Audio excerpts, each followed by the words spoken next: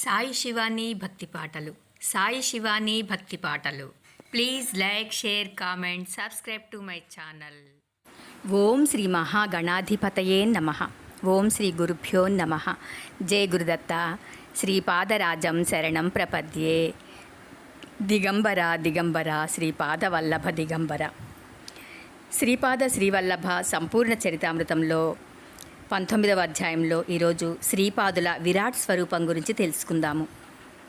నేను బృహత్ శిలానగరం అని పిలువబడు పెనుగొండ గ్రామమునకు చెందినవాడను. నన్ను గణపతి శాస్త్రి అని అంటారు. నేను వేదాధ్యయనము చేయ నిమిత్తము వాయసుపుర అంటే కాకినాడ అగ్రహారమునకు వచ్చాను. గురు శుశ్రూష చేయుచు వేదములు నేర్చుకుంటున్నాను. మా గురుదేవులకు గృహమునకు సమీపముననే భూములున్నాయి. గోగణము కూడా విస్తారం. నేను గోవులను మేపుడుకు పొలానికి పోయాను. ఒకనాడు పశువుల కాపరివేషంన ఉన్నను దివ్య తేజో విరాజితుడైన బాలుకుడొకడు 10 సంవత్సరముల వయస్సు కలవాడు మా భూమిలోనికి వచ్చాడు. అతడు మెడలో జంధ్యమును ధరించి ఉన్నాడు. కావున నేను బ్రాహ్మణ బాలకుడని నిశ్చయించుకొని నిర్ధారణ కొరకు అతనినే అడిగాను. అంతటా అతడిట్లా అన్నారు, నేనే, నాలో సమస్త తత్వములను ఉన్నాయి. అన్నింటికీ ఆధారభూతుడనైన నేను మాత్రము నేనే. నాలోని బ్రాహ్మణ లక్షణములను గాంచి నీవు నన్ను బ్రాహ్మణుడని భావించినా తప్పు కాదు. అది మాత్రమే సత్యం కాదు. నాలో క్షత్రియుల లక్షణములను గాంచి క్షత్రియుడు అనుకున్నా అది కూడా అసత్యం కాదు. అయితే అది మాత్రమే సత్యం కాదు. వైశ్య లక్షణములను గాంచి వైశ్యుడని అనుకున్నా అసత్యం కాదు. అయితే అది సత్యం కూడా కాదు. శూద్ర లక్షణములను గాంచి శూద్రుడు అనుకున్నా అది దబ్బర కాదు. అయితే అది మాత్రమే యథార్థం కాదు. నన్ను నీవు చండాలునిగా భావించినను తప్పు కాదు. అది కూడా యథార్థం కాదు. నేను సమస్త పరిమితులకు అతీతుడను. సత్యములుగాను అసత్యములుగాను తోచడి ప్రతి విషయమునకును నేను అతీతుడను, ఆధారభూతుడను. నేను పరమ సత్యమును. ఆ సత్యతత్వము అన్ని అవధులకును ఆవలనుండునది. నా యొక్క ధర్మము పరమధర్మము. అది సమస్త ధర్మములకును అతీతము, ఆధారభూతము కూడాను. నాది పరమ ప్రేమతత్వము. సృష్టిలోని జీవులలో నుండే ప్రేమతత్వములన్నింటికంటే సుదూరంలో నుండును. అంతేకాకుండా వాటి అన్నింటికి ఆధారముగా నుండును. నన్ను నీవు పురుషునిగా భావించిన స్త్రీ వలె ప్రవర్తించదను, స్త్రీగా భావించిన పురుషుని వలె ప్రవర్తించదను. నన్ను అర్ధనారీశ్వరుడు అనుకొందువా? ఆ 2 రూపములు వ్యక్తమగుటకు ముందున్న మనోవాచామ గోచరమైన దివ్యానంద తత్వమని రుజువు చేసేదను. ఇంత విలక్షణములతో కూడిన నన్ను ఏమని తెలుసుకోగలవు? అతడు చెప్పేదంతయు మహోగ్రజ్వర పీడితుని సంధి ప్రలాపం వలె తోచినది. పైత్యము మితిమీరినప్పుడు అవాకులు చవాకులు వచ్చునని తలంచాను.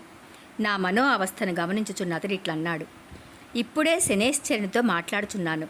నేను ఈ గణపతి శాస్త్రిని ఎంత చమత్కారముగా చిత్ర విచిత్రములైన బంధనంలో పడవేసి హింసించేదనో ఆ వేడుకను వీక్షించు ప్రభు అన్నాను.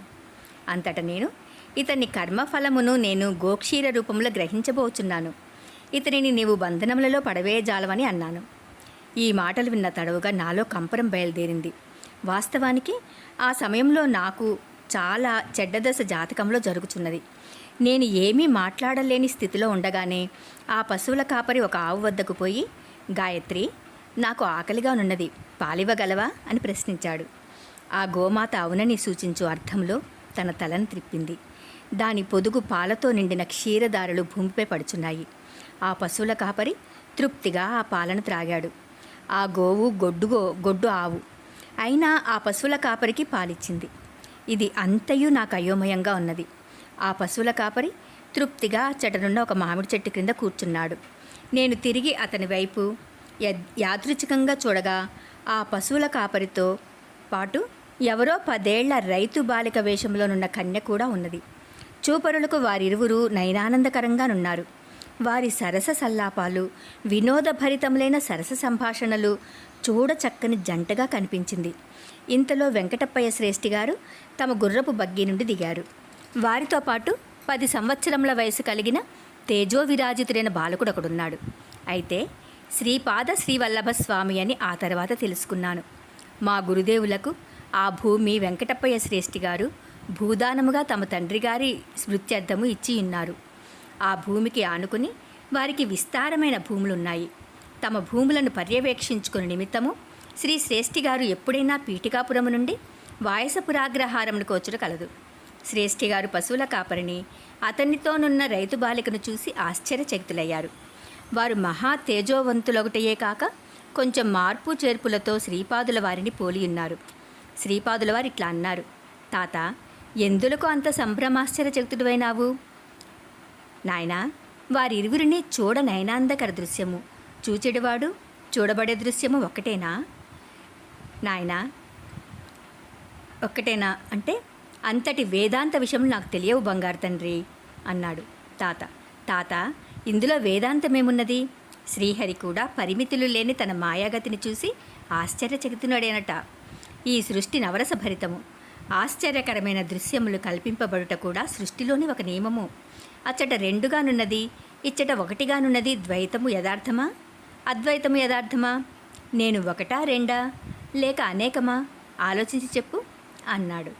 శ్రేష్ఠి గారికి శ్రీపాదుల ఈ మాటలతో పశువుల కాపరియు ఆ రైతు బాలికయు కూడా శ్రీపాదుల వారి కాయ సృష్టిగాని కాదు కదా అనిటి సందేహం కలిగింది.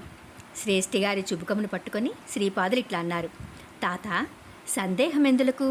మీ వంశంలోని వారు నన్ను మరువనంత వరకు నేను, నా శక్తి అదృశ్య రూపంలో మీ భూములలో సంచరించువారమే. మీ ఇంట్లో మా అడుగుల చప్పుడు సాధకులైన వారికి తప్పక అనుభవమయ్యే విషయమే.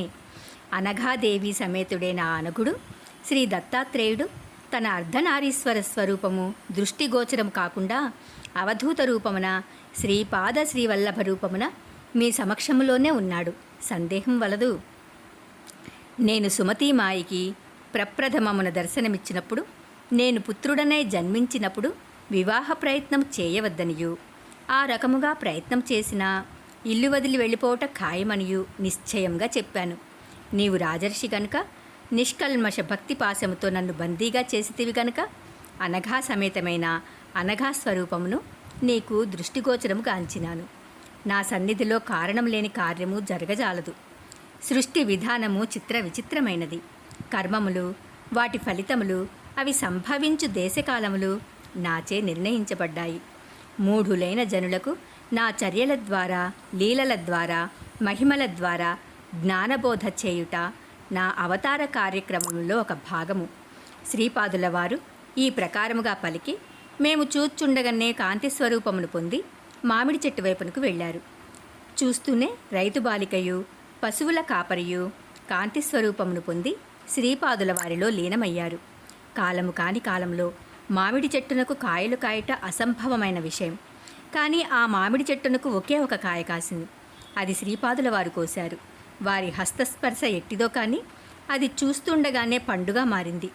పసిపిల్ల వానికి తల్లి భోజనం కానీ మధుర పదార్థములు కానీ తినిపించు రీతిన శ్రీపాదుల వారు శ్రేష్ఠి గారిచే ఆ మామిడి పండును తినిపించెను. ఆ మామిడి పండును తినున్నంత వరకు శ్రేష్ఠి గారు పశుబాలుని వరే ఏడ్చునే ఉన్నారు. శ్రీపాదుల వారి మాతృప్రేమ 1000 తల్లుల ప్రేమ కంటేనూ గొప్పది. వారి దివ్య నేత్రముల నుండి కారుణ్యము, ప్రేమ వర్షించినప్పుడు వారు సాక్షాత్తు త్రిశక్తి స్వరూపిణి అయిన అనఘామాతయే అనిపించెదరు. ఆ మామిడి పండు యొక్క టెంక శ్రీపాదుల వారి సముఖములో నిట్ట నిలువుగా నిలబడి ప్రభువు యొక్క ఆజ్ఞ కోసము వేచియుండు సేవకుని వలె ఉన్నది. శ్రీపాదుల వారి హస్త సంజ్ఞతో అది పైకెగిరింది. అది మామిడి టెంకె రూపమున ఉన్నను కేవలము కాంతి స్వరూపముగా మారిపోయింది. శ్రీపాదులు ఇట్లా అన్నారు: విత్తు ముందా చెట్టు ముందా అని కొంతమంది వితండవాదం చేస్తారు. ఈ రెండిటికంటేనూ ముందున్నవాడు ఒకడున్నాడు. అతడే దైవము.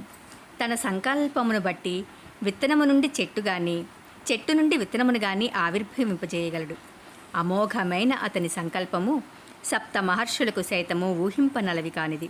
మాలిన్యముతో కూడిన పరమాత్మ జీవుడని పిలువబడుచున్నాడు. మాలిన్యరహితుడైన జీవుడు పరమాత్మ అవుచున్నాడు. జీవాత్మ పరమాత్మలో లీనమైనప్పుడు అతని సంస్కారములన్నీయూ వేయించబడిన విత్తనముల వలె ఉంటాయి. అయితే పరమాత్మకు సంకల్పము కలిగి తనలో విలీనమైన జీవాత్మను తిరిగి సృష్టి చక్రములోనికి తీసుకురాదల్చిన అతనిని అడ్డుకోగలుగు శక్తి లేదు. అయితే తనలో లీనమైన జీవులను సృష్టిలోనికి తీసుకువచ్చేటప్పుడు వారు కారణజన్ములై దైవకార్యమును నిర్వహిస్తారు. జన్మాంతరమున వారు తిరిగి పరమాత్మయందు లీనమవుతారు. పరమాత్మయందు లీనము కాక అత్యంత సామీప్యమున ఉండదలిచిన జీవులు ఆ ఆనందమయ స్థితిలోనే ఉండదలిచెదరు. అట్టి వారిని కూడా పరమాత్మ దైవ కార్య నిర్వహణార్థము కారణజన్ములుగా జన్మింపజేస్తారు. జన్మాంతరమున వారు పరమాత్మయందు లీనముగాక అత్యంత సామీప్య స్థితి ఎందే ఉండి దివ్యానందమును అనుభవించెదరు. జీవాత్మ వేరు పరమాత్మ వేరు అనే స్థితిలో ఉండగోరు జీవులు కారణజన్ములై దైవ కార్యమును నిర్వహించి తదుపరి తిరిగి పూర్వస్థితిలోనే జన్మాంతమున ఉండెదరు. ద్వైత స్థితి కానీ విశిష్టాద్వైత స్థితి కానీ అద్వైత స్థితి కానీ జీవుల యొక్క కోరిక మేరకు ప్రసాదింపబడతాయి. అందువలన జనులు అద్వైతం గొప్పదా, విశిష్టాద్వైతం గొప్పదా, ద్వైత్వం గొప్పదా అని వాదులాడట తగదు. సృష్టి స్థితి లయములు అనుక్షణము జరుగుతూనే ఉంటాయి.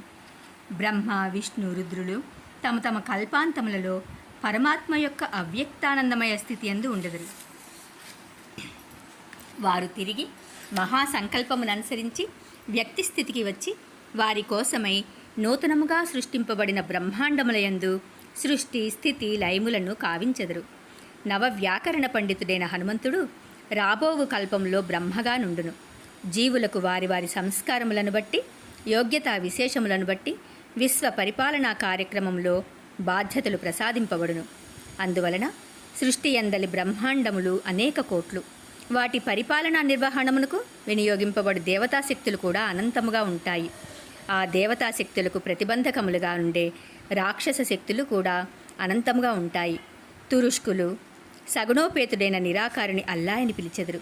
క్రైస్తవులు సగుణోపేతుడైన నిరాకారిని యెహోవానియు, సృష్టియందు ప్రతిబింబించిన కూటస్థ చైతన్యమును కుమారుడైన యేసు అనియు, సాంత్వమును ఆదరణను ప్రేమను కరుణను సమకూర్చు దివ్య చైతన్యమును పవిత్రాత్మానియు వ్యవహరిస్తారు. సమస్త ధర్మములయందు మతములయందు సిద్ధాంతములయందు స్వప్రకాశముతో వెలుగొందు వాడను నేనే. ఆయా జీవుల అభీష్టములను బట్టి అభిరుచులను బట్టి వారు అనుసరించు మార్గములను బట్టి ఆయా స్థితులను బట్టి భిన్న భిన్న తత్వములతో తోచువాడను నేనే. నేను సర్వతంత్ర స్వతంత్రుడను కనుక సాధ్యాసాధ్యములు లేనివాడను గనుక నాకు నిర్దిష్టమైన విధానమనున్నది లేదు. సమస్త దేవీ దేవతా స్వరూపములను అంతర్నిహితముగా జ్వాజ్వలమాన్యముగా ప్రకాశించువాడను నేనే కనుక ఆయా స్వరూపముల ద్వారా పూజలను స్తోత్రములను అందుకొనువాడను నేనే. అందరినీ అనుగ్రహించువాడను నేనే. కలిపురుషుని మాయ అంతమైన వెంటనే సర్వమతముల సారమైన సనాతన ధర్మమే నా స్వరూపమనడి జ్ఞానము ఉదయించును. సాధకుడు బహర్యాగము ద్వారానైనను అంతర్యాగము ద్వారానైనను నన్ను పొందవచ్చును. సాధకుడు బహిర్ముఖుడైనను అంతర్ముఖుడైనను సదా నేను వానిని కనిపెట్టుకుని ఉండువాడను. ప్రేమతో పలకరించువాడను నేనే. వేదములలో కూడా సత్యం జ్ఞానమనంతం బ్రహ్మమని చెప్పబడినది. నేను సత్యజ్ఞానానంత బ్రహ్మస్వరూపమును. నాస్తికులకు దేవుడు లేడని ప్రబోధించువాడను నేనే. ఆస్తికునకు దేవుడు ఉన్నాడని హెచ్చరిక చేయువాడను నేనే. సమస్త గురుస్వరూపము నేనే. సత్యలోకము, సత్యనామము, గోలోకము, మహాశూన్యము మొదలైన సమస్త సాధనాస్థితులలోనూ స్వయం ప్రకాశముతో వెలుగొందువాడను నేనే. ఎవరైతే వినిర్మల భక్తితో నన్ను ఆరాధించెదరో, సర్వభారములను నాపైన వేసి సర్వస్య శరణాగతి పొందుదురో వారి యోగక్షేమములను నేను సదా కనిపెట్టియుండువాడను. నేను శ్రీపాదుడను, శ్రీవల్లభుడను. తాత, ఆనాటి అత్యంత ప్రాచీనమైన యుగము నాటి అత్రి అనసూయానందనుడే ఈనాటి శ్రీపాద శ్రీవల్లభుడు. భరద్వాజ ఋషికిచ్చిన వాగ్దానమును బట్టి పీఠికాపురమున అవతరింపవలసి వచ్చినది. శ్రీ వెంకటప్పయ్య శ్రేష్ఠి కనుల వెంబడి ధారాపాతముగా ఆనందాశ్రులు రాలుచుండను. వారు శ్రీపాదుల వారిని గాఢంగా ఆలింగనం చేసుకున్నారు. వారు అనుభవించిన తన్మయత్వము వర్ణనకు అందనిది, వాక్కులతో తెలియజేయలేంతటిది. కొంతసేపు తర్వాత వారిట్లా అన్నారు: నాయనా, బంగారు తండ్రి, మా వంశముపైన నీ అనుగ్రహం ఉండని, మా గోత్రంపైన నీ అనుగ్రహం ఉండని, మా ఆర్యవైశ్య కులముపైన నీ అనుగ్రహం ఉండని. అంతట శ్రీపాదులిట్లా అన్నారు: తాత, తథాస్తు. బ్రాహ్మణునకు ఒక వరము కోరుకుని అధికారం కలదు.